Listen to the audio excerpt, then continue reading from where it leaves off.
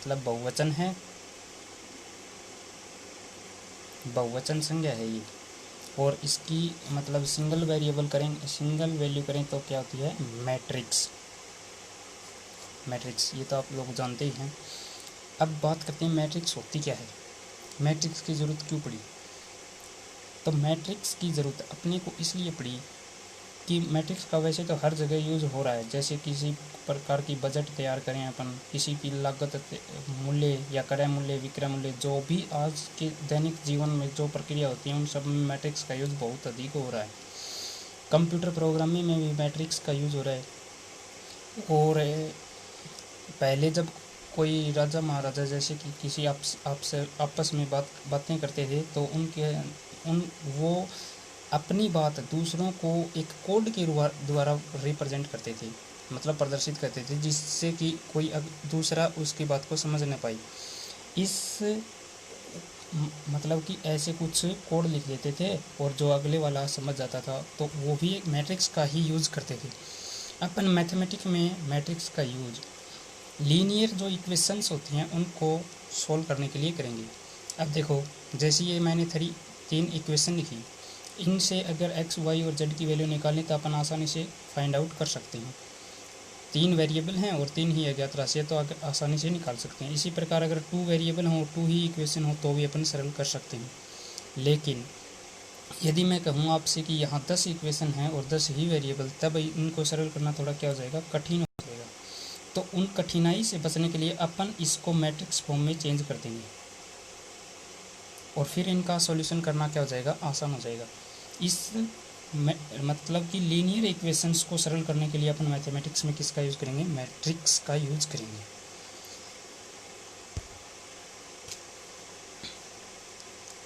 अब मैट्रिक्स की डेफिनेशन देखो, मैट्रिक्स होती क्या है। A matrix is an ordered rectangle array of number or function.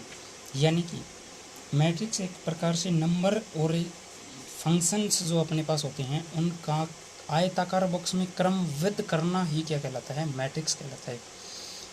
Suppose अपने पास यदि मैं कहूँ आपसे कि राकेश के पास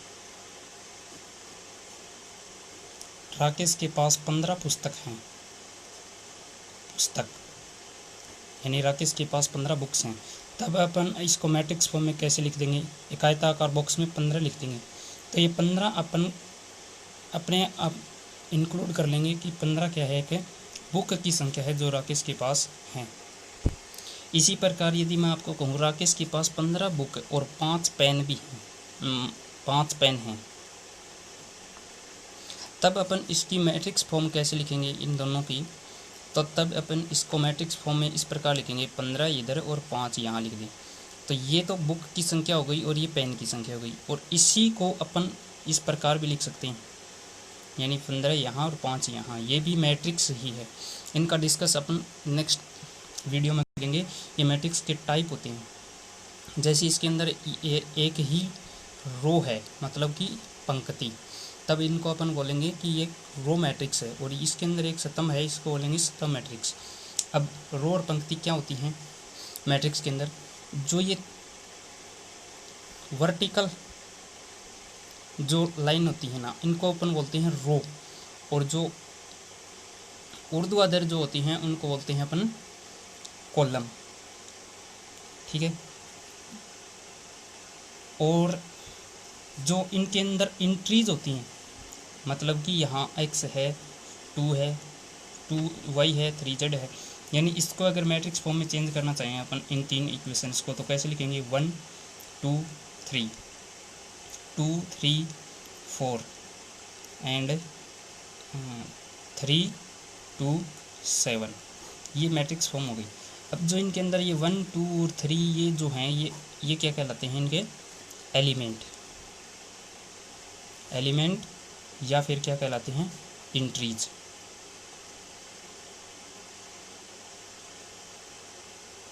एलिमेंट या इंट्रीज, यानी कि ये मैट्रिक्स की डेफिनेशन हो गई। और यहाँ लिख दी, the number are called the element elements और या क्या कहलाती हैं, एंट्रीज। अब आती है मैट्रिक्स। ये तो मैट्रिक्स को अपन ने रिप्रेजेंट करने का तरीका सीख लिया। जैसे कि राकेश के पास 15 बुक हैं तो अपन मैट्रिक्स फॉर्म में इसको ऐसे लिखेंगे, और 15 पुस्तक और 5 पेन हैं तो अपन मैट्रिक्स फॉर्म में इस प्रकार भी लिख सकते हैं और इस प्रकार भी लिख सकते हैं। अब आती है मैट्रिक्स की जनरल फॉर्म।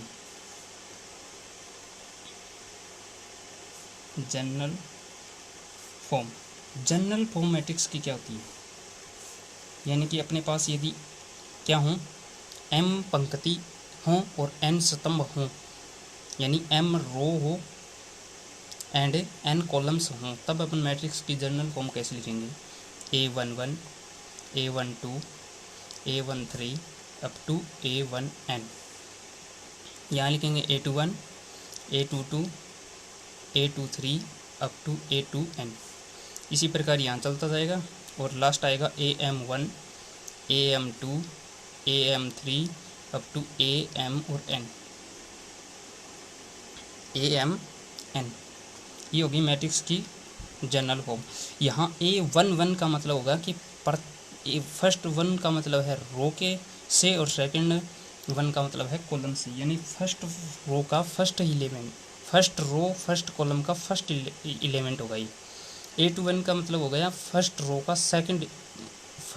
और सेकंड कॉलम का एलिमेंट, फर्स्ट रो और थर्ड कॉलम का एलिमेंट। अच्छा, अब बात आती है यदि मैट्रिक्स की, अगर अपन एक डेफिनेशन और देखते हैं, मैट्रिक्स का ऑर्डर क्या होता है, यानी order of a matrix, order of a matrix, यानी मैट्रिक्स का ऑर्डर अपने पास क्या होता है। तो मैट्रिक्स का ऑर्डर जो होता है वो अपने को पंक्ति और स्तंभ की संख्या बताता है, यानी कॉलम और रो की संख्या को अपन क्या कह लेते हैं, ऑर्डर ऑफ ए मैट्रिक्स।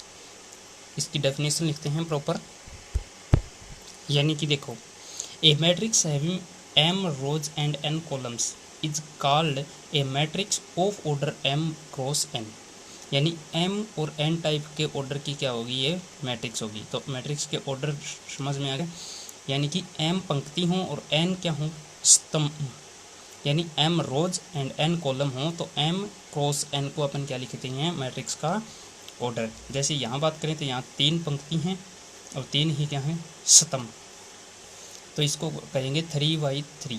और मैट्रिक्स का ऑर्डर मैट्रिक्स के नीचे राइट साइड में अपन इन शो करते हैं, तो ये होगी मैट्रिक्स का ऑर्डर। जैसे इसी की बात करें तो इसके अंदर कितनी रो हैं, m रोज एंड कॉलम कितने होंगे, n, तो m क्रॉस n टाइप की क्या होगी, एक मैट्रिक्स, टाइप नहीं sorry, m cross n order की एक मैट्रिक्स होगी। अब 2 नोट्स हैं जिनका अपन जिक्र कर लेते हैं, यानी नोट अपने पास क्या है। Number 1, we shall follow the notation namely a is equal to aij m cross n to indicate a matrix A is a matrix of order a cross n, यानी कि अपन किसी मैट्रिक्स को नेमली किस प्रकार से रिप्रेजेंट करेंगे, a is equal to aij m cross n, यानी इसी मैट्रिक्स की जो जनरल फॉर्म है उसी का शॉर्ट फॉर्म ये है, a is equal to aij m cross n, जहाँ i होगी रोज की संख्या एंड j होगी कॉलम्स की संख्या। To indicate a matrix of order m cross n, यानी m क्रॉस n ऑर्डर की मैट्रिक्स को रिप्रेजेंट करने के लिए अपन एक तरीका ये भी लिख सकते हैं।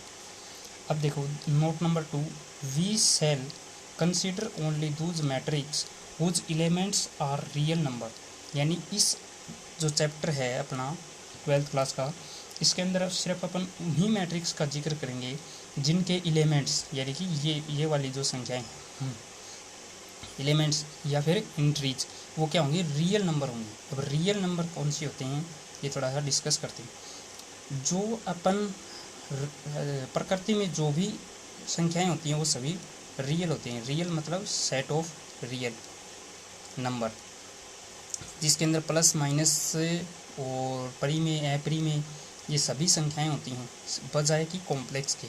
मतलब आइटा की फॉर्म के अपन नंबर या एलिमेंट का यूज़ नहीं करेंगे, जो भी नंबर होगा वो रियल का होगा। अब आप रियल और कॉम्प्लेक्स ये जो सेट्स होते हैं इनके बारे में जानने के लिए अपन 11वीं क्लास का एक टॉपिक है सेट, उसको देखना, उसके ऊपर भी वीडियो डाल रहे हैं अपन।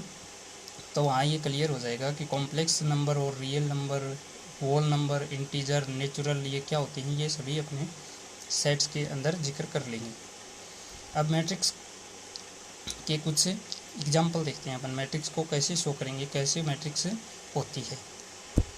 देखो एग्जाम्पल ने अब मैं अपने को क्या कहा है, ए मैट्रिक्स हैज़ 8 एलिमेंट, मतलब मैट्रिक्स के पास यदि n एलिमेंट हैं, what are possible order it can have, मतलब कि हमारे पास कितने इनके ऑर्डर होंगे, यदि कितने ऑर्डर की अपन मैट्रिक्स 8 एलिमेंट्स के से कंसीडर कर सकते हैं। तो इसका सॉल्यूशन लिखो।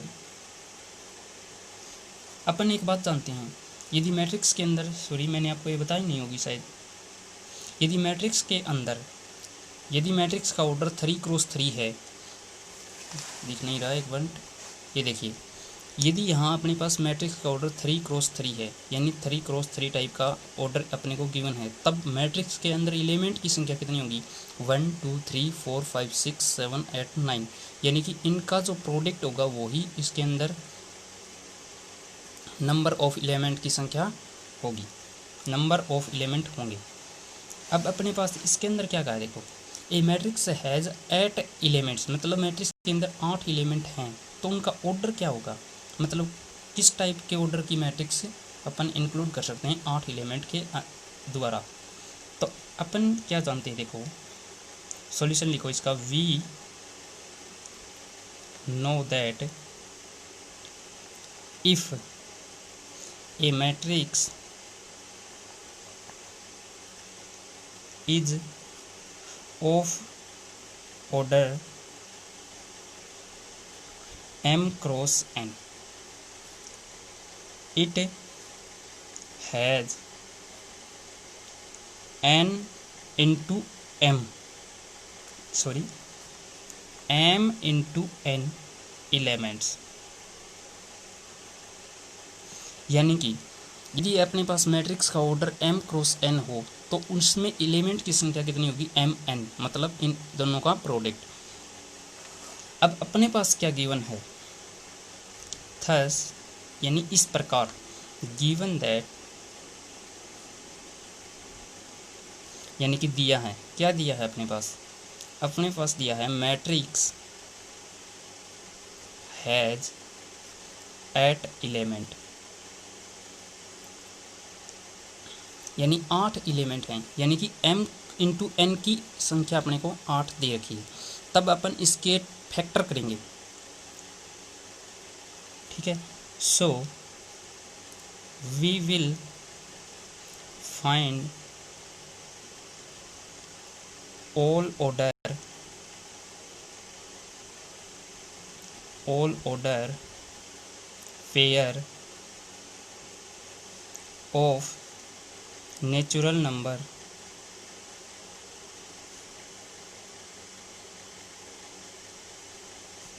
whose product is 8, यानी अपन ऑर्डर्ड पेयर का मतलब होता है दो दो का युग्म, दो का युग्म इस प्रकार से लिखेंगे नेचुरल नंबर का जिनका प्रोडक्ट क्या हो जाए, 8 हो जाए। यही तो ऑर्डर की डेफिनेशन थी, अपन ने लिखा था कि m इंटू एन टाइप के यदि ऑर्डर की मैट्रिक्स है तो उसके अंदर m n एलिमेंट होगी। अब अपने पास 8 एलिमेंट यानी m इंटू एन की अपने को दे रखी है। अब अपन इनका ऑर्डर्ड पेयर के अंदर लिखेंगे जिसका प्रोडक्ट क्या हो जाए, 8 हो जाए। तो वो ऑर्डर्ड पेयर क्या क्या हो सकते हैं, 1 इंटू 8 हो सकता है, यानी 1 को 8 से प्रोडक्ट करें तो 8 ही आएगा, या फिर 8 इंटू 1 हो सकता है, यानी 8 को 1 से करेंगे तो भी 1 ही आएगा, या फिर 2 इंटू 4 हो सकते हैं, यानी 4 दूनी 8 होंगे, या फिर 4 इंटू 2 हो सकते हैं, यानी 4 दूनी 8 होंगे। यही पॉसिबिलिटी है अपने पास। यदि 3 को करेंगे तो 8 अपने पास कभी नहीं आएगा। 4 को कर लिया, 4 × 2, 5 को करेंगे तब भी नहीं आएगा। यानी कि नेचुरल नंबर का प्रोडक्ट अपने पास क्या आना चाहिए, 8 आना चाहिए। नेचुरल नंबर 1 से स्टार्ट होते हैं, ठीक है। तो अपने पास यहाँ से पॉसिबल जो ऑर्डर होंगे वो क्या होंगे, हैंस पॉसिबल ऑर्डर ORD और यानी पॉसिबल ऑर्डर्स होंगे वो क्या होंगे, 1 × 8 टाइप की हो सकती है, या 8 × 1 टाइप की ऑर्डर का हो सकता है मैट्रिक्स अपने पास, या 4 × 2 ऑर्डर का मैट्रिक्स हो सकता है, और 2 × 4 ऑर्डर का मैट्रिक्स हो सकता है। यानी कि अपने पास यहाँ से 4 पॉसिबिलिटी हैं मैट्रिक्स को रिप्रेजेंट करने की, यानी जिसके अंदर 8 एलिमेंट हों तो अपन उन मैट्रिक्स को इस 4 टाइप से प्रेजेंट। अब एक और example, in A matrix A matrix अपने को इस प्रकार गिवन है, तो अपने को क्या बताना है इसके अंदर, the order of matrix A, यानी मैट्रिक्स ए का ऑर्डर क्या होगा। तो देखो कितने रोज हैं इसके अंदर, 3 रोज, 1 2 3, यानी कि 3, और कॉलम्स कितने हैं, 1 2 3 4, यानी 4। तो इसका ऑर्डर्स क्या हो जाएगा, 3 × 4। एक बात clear. The number of element अपन कैसे फाइंड करते हैं, यानी मैट्रिक्स का यदि ऑर्डर अपने पास गिवन है तो उन ऑर्डर्स का प्रोडक्ट ही अपने पास क्या होता है, नंबर ऑफ एलिमेंट। यानी 3 × 4 कितना हो जाएगा, 12, यानी इसके अंदर 12 एलिमेंट हैं, 1 2 3 4 5 6 7 8 9 10 11 12, ठीक है। अब राइट द एलिमेंट्स, एलिमेंट अपने को बताने हैं मैट्रिक्स के अंदर। A1 ये फर्स्ट एलिमेंट तो रो को दर्शाता है, और सेकंड एलिमेंट किसको दर्शाता है, कॉलम्स को, यानी 1 3, मतलब फर्स्ट रो और थर्ड कॉलम का एलिमेंट अपने को बताना, फर्स्ट रो और थर्ड कॉलम, यानी 19। 2 1 मतलब सेकंड रो फर्स्ट कॉलम, 35। 3 3 यानी थर्ड रो और थर्ड कॉलम, -5। 2 4 यानी सेकंड रो फोर्थ कॉलम, मतलब 12। 2 3 यानी सेकंड रो थर्ड कॉलम, 5/2। ये एलिमेंट हो गए, ये इतना क्वेश्चन हो गया। अब एक और क्वेश्चन इसने दिया है, if a matrix has 24 elements then what are the possible orders, यानी कि अपने पास यदि मैट्रिक्स के अंदर 24 एलिमेंट हैं तो मैट्रिक्स का ऑर्डर किस प्रकार से दिया जाएगा, यानी 24 एलिमेंट को अपन मैट्रिक्स फॉर्म में किस किस ऑर्डर से रिप्रेजेंट कर सकते हैं, ये अपने को बताना है। व्हाट इफ हैज़ 13 एलिमेंट, यानी अगर इसके पास 13 एलिमेंट हों तो ऑर्डर क्या होगा, यानी ये अपने को बताना है। तो अपन पहले भी शो कर चुके हैं कि यदि मैट्रिक्स के अंदर, इसे जस्ट पहले एक एग्जाम्पल किया था जिसके अंदर 8 एलिमेंट गिवन थे, तो उनका अपन ऑर्डर्ड पेयर के अंदर अपने नेचुरल नंबर का निकाले थे जिनका प्रोडक्ट क्या हो, 8 हो। अब यहाँ अपन क्या करेंगे, जिनका प्रोडक्ट 24 हो वो एलिमेंट नेचुरल नंबर के ढूंढेंगे। तो इनका ऑर्डर पॉसिबल क्या हो जाएगा, मैं सीधा लिख रहा हूँ, 1 × 24, 2 × 12, 3 × 8, 4 × 6, 6 × 4, 8 × 3 और 12 × 2 एंड लास्ट हो जाएगा 24 × 1, यानी ये ऑर्डर इनके पॉसिबल होंगे। व्हाट इफ़ हैज़ 13 एलिमेंट, यानी सिर्फ इसके पास 13 ही एलिमेंट हो तब इसका ऑर्डर क्या होगा, 31 × 1 एंड 1 × 13, 13 × 1 एंड 1 × 13, सिर्फ यही ऑर्डर क्या होंगे, इस मैट्रिक्स के होंगे। तो आज की वीडियो में इतना ही। कल अपन बात करते हैं मैट्रिक्स के टाइप के बारे में, यानी मैट्रिक्स के कौन कौन से टाइप होते हैं। यदि आज की वीडियो में कोई भी दिक्कत हो तो कमेंट करके ज़रूर बताएं।